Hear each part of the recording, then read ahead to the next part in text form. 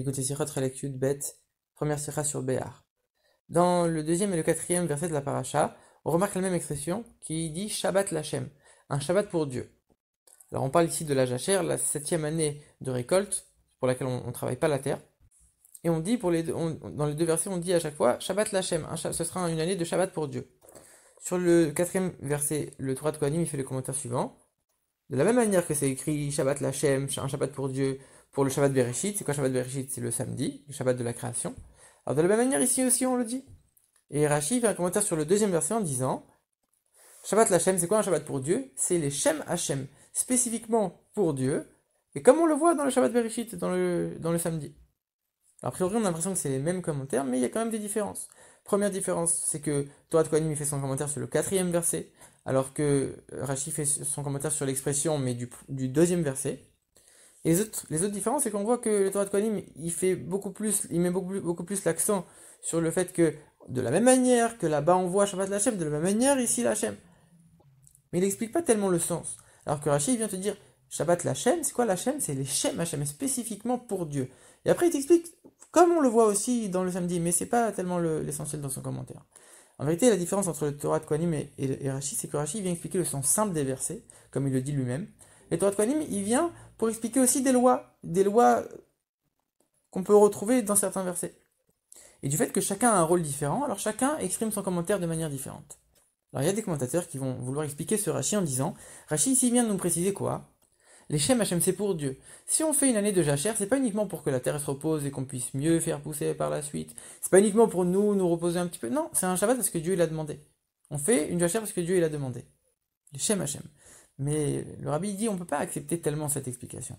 Parce qu'on voit que finalement Rashi ici, il cite comme référence le Shabbat Bereshit, le Shabbat de la création du monde. Et là-bas, on voit pas du tout que Rashi il parle de ce problème-là en disant les Shem Hashem. Il fait aucun commentaire là-bas, Rashi. A priori, ça relève pas quelque chose de difficile. Pourquoi ici, Rashi, il aurait soulevé que ça aurait eu un sens différent ici? Et si on veut dire que non, c'est le sens simple, c'est pour Dieu, mais alors dans ce cas-là, pourquoi Rashi a besoin de donner une preuve? Il y a plein d'autres endroits, comme on voit l'Ikrou Litrouma, que Rashi dit c'est pour Dieu, c'est prendre pour moi une terouma, ou alors quand c'est écrit Kodesh Lachem, Rashi, il dit voilà, il dit c'est pour Dieu, mais il dit pas, il donne pas de référence. Il n'y a pas besoin d'amener une preuve. Ici, on voit que Rashi, dans le titre de son commentaire, on sait que le titre des commentaires de Rashi sont aussi très, très précis. Rashi vient noter Shabbat Lachem. Ici, il vient expliquer quoi dans son commentaire? Il vient expliquer Lachem. Pourquoi Rashi a besoin de noter Shabbat? En vérité, si Rashi note le mot Shabbat, c'est parce que c'est ce mot-là que Rashi vient expliquer. Il vient pas expliquer le mot Lachem. Ça, on sait très bien que Lachem, c'est pour Dieu. Rashi vient expliquer pourquoi le mot Shabbat, il est en trop dans le verset. Pourquoi il est en trop? Le verset, il dit Veshtafta haaretz Shabbat Lachem. La terre va se reposer, un Shabbat pour Dieu. Mais tu viens de dire Veshavta, elle va se reposer, après tu redis Shabbat. Tu dis donc deux fois le mot Shabbat, c'est en trop, pourquoi? Et donc de là, Rashi, il tire l'explication de dire, si c'est écrit une fois de plus, c'est pour nous enseigner que le Shabbat de la terre, le Shabbat de la Shemitah, il doit être de la même manière que le Shabbat Bereshit, le samedi. Et donc c'est pour ça que Rashi, il fait son commentaire dès qu'il voit l'expression, puisque finalement c'est la première fois qu'on voit l'expression, qu'on a la question. Alors que le Torah de Kohanim, il fait les commentaires sur le quatrième verset. Parce que lui, il vient pour expliquer des petites halachot, des petites choses en plus. Dans le deuxième verset, il n'y a rien tellement qu'on peut apprendre. Dans le quatrième verset, oui. Alors c'est pour ça que le Torah de Kohanim, il va expliquer là-bas. Mais a priori, quand on regarde le commentaire du Torah de Kohanim, on ne voit pas de loi spécifique. Et finalement, le Rabbi, il dit qu'on est obligé de voir que dans le commentaire du Torah de Kohanim, ce qu'il vient nous apprendre, c'est qu'on apprend les lois de Shvi'it, donc de Shemitah, de la 7e année, des lois de Shabbat. C'est-à-dire qu'on doit dire, la Shemitah, elle doit être comme Shabbat, et c'est pas Shabbat qui doit être comme la Shemitah.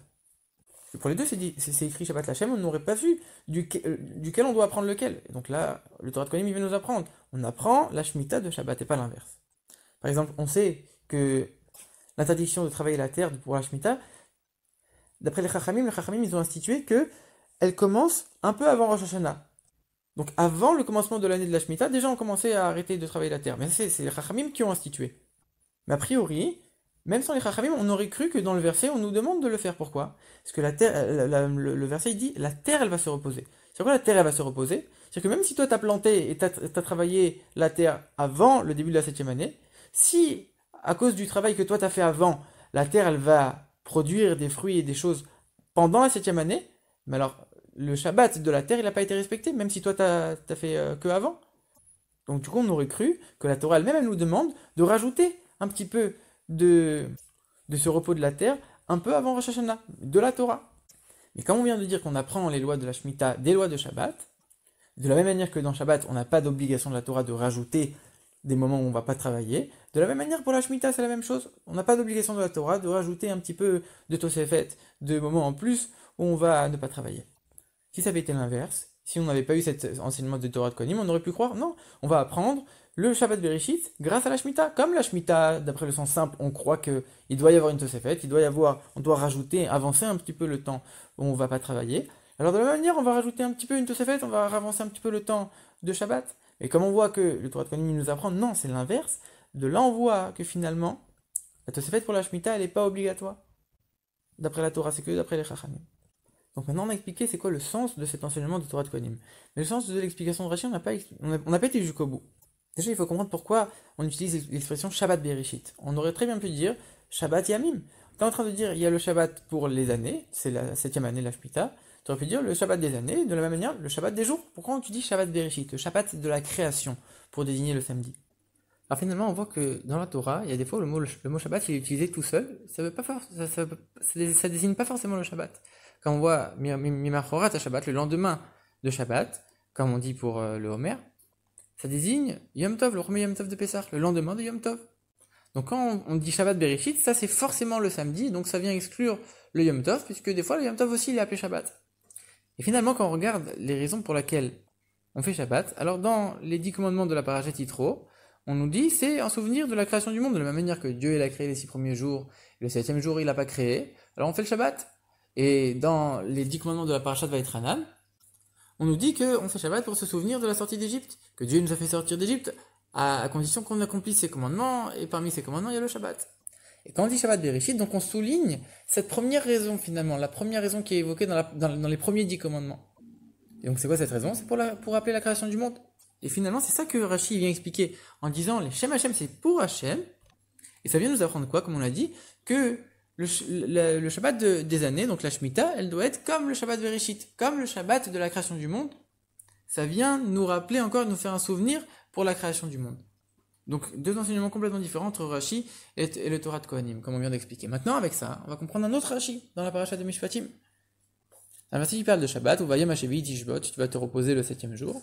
Et Rashi là-bas, il explique, mais attends, si jamais c'est l'année de la Shemitah, l'année entière, c'est l'année de Shabbat, alors on aurait pu croire que le Shabbat ne sera pas pratiqué cette année-là, comme toute l'année elle est Shabbat, alors ça repousse le Shabbat de la création, le samedi. A priori c'est quand même difficile, comment du fait que toute l'année c'est l'année de la Shemitah, on va ne pas faire Shabbat, c'est quand même difficile. Et comme on vient d'expliquer finalement, il y a deux raisons à Shabbat, il y a se rappeler la création du monde, et il y a se rappeler la sortie d'Égypte. Et si maintenant tu me dis que toute l'année c'est Shabbat, mais comme on l'a dit avec l'explication de Rashi, que toute l'année elle vient rappeler la création du monde, alors dans ce cas-là, à quoi ça me sert d'avoir un Shabbat? Puisque le Shabbat, donc le Shabbat Bereshit, le samedi, il vient pour me rappeler la création du monde. Mais si toute l'année, chaque jour de l'année, il me rappelle la création du monde, alors j'ai plus besoin du samedi finalement. Donc là on apprend que non, le Shabbat il n'est pas repoussé. Pendant la Shemitah, alors c'est uniquement pendant qu'on va travailler, c'est uniquement certaines actions, c'est uniquement ça concerne uniquement les ouvriers, ceux qui travaillent la terre. C'est uniquement ça c'est à ces moments-là qu'on va rappeler la création du monde. Mais le Shabbat de la semaine, le samedi, chaque moment de la journée du Shabbat, il rappelle la création du monde, sans exception. En plus de ça, on voit qu'on a des actions positives à faire le Shabbat, ce qui n'est pas le cas de la Shemitah, etc. Finalement, c'est quoi la profondeur de ce Rashi? Qu'est-ce qu'on peut apprendre de profond dans cette explication de Rashi? Parce que comme on l'a dit, la sainteté de Shabbat, elle pénètre chaque chose, à tel point que même nos actions matérielles, elles vont être sanctifiées. Même le fait de manger et de boire, ça va être quelque chose de saint pendant le Shabbat. Encore plus, même quelque chose qui a priori ne relève que du plaisir, à Shabbat, c'est justement une mitzvah d'avoir le plaisir, alors qu'on sait que pendant le reste de la semaine, si quelque chose il est accompli uniquement pour le plaisir, sans aucun autre but dans le service de Dieu, alors c'est quelque chose de mauvais. Mais non, le Shabbat, le plaisir, il est quelque chose d'important, il est transformé en sainteté automatiquement. De la même manière que c'est comme ça pour le Shabbat, ça doit être comme ça aussi pour la Shemitah. Que non seulement il y a des choses qu'on ne doit pas faire pendant la Shemitah, mais on doit au contraire même insuffler la sainteté de la 7e année, jusque même dans la terre, dans les fruits de la terre. Et finalement, la sainteté, elle pénètre encore plus la matérialité que le Shabbat. Le Shabbat, comme on l'a dit, c'est les choses matérielles qu'on peut élever, comme par exemple en mangeant, la nourriture d'un homme qu'on va élever. Mais pendant la Shemitah, c'est même la nourriture des animaux. Même la terre en hébreu, Eretz, ça représente le niveau le plus bas. La terre, même ça va être élevé en sainteté. Du fait que le dévoilement de sainteté, il est beaucoup plus élevé pendant l'année de la Shemitah.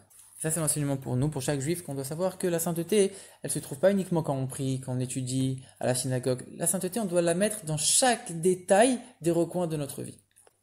Dans toutes nos actions matérielles, on doit faire résider la sainteté. Voilà l'enseignement qu'on peut avoir dans cette explication de Rashi.